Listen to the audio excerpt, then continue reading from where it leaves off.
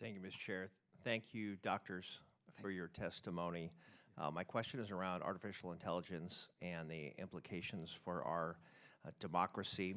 DARPA, I believe just last week, demonstrated its impressive work on creating tools for detecting deepfakes, so-called deepfakes, and the use of artificial intelligence in political communications. I'm concerned that much of the research around this area of AI has been in the defense and intelligence realms, important to be sure, but not enough is being done specifically as it relates to protecting our democracy going forward, including at the state and local level, so the use of AI in political content. So my question is around the role of NSF, what might be done by NSF to take a more active role in researching and planning for how we better protect our democracy against nefarious uses of AI, and beyond basic research, how might NSF play a role in better preparing the American people for the misuse of AI in elections and political communications? Well, I will say this is an issue that's top of mind. In fact, I'll illustrate it with a concrete example. At the upcoming National Science Board meeting, we will have members of the Defense Department coming to talk to the collective leadership about exactly this issue.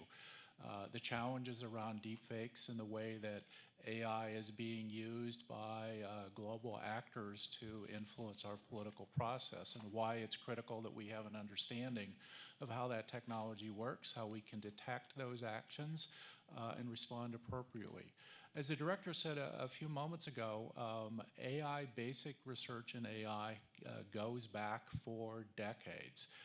The expansion of that investment via the AI institutes is about collaborative partnerships across different domains.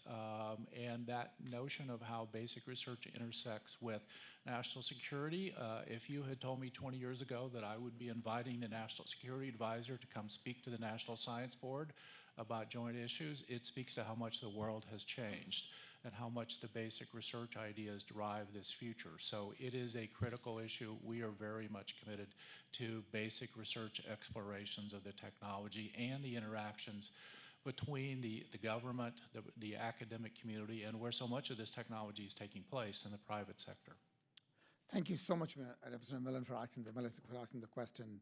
NSF has made investments in research to ensure that we understand how technologies that allow for things like deepfakes that you talked about work and how people interact with them. So we are finding solutions, developing toolkits to be able to assist people. Having said that, you talked about AI in general. We are very committed to ensuring that as we are building the AI research portfolios into the future and investing in them, we are making sure that safety, security, privacy, trustworthiness, reliability, accuracy, all of that is being invested in at the same time, because it takes all of the above in order for people to be able to trust the technology, deploy the technology, use the technology to its fullest ability and capacity. The way we are doing that is we are also bringing a multidisciplinary perspective. The chair talked about working with the Department of Defense and other agencies, but also within our own agency, we have got a crown jewel called the Social Behavioral Economic Sciences Research Directorate.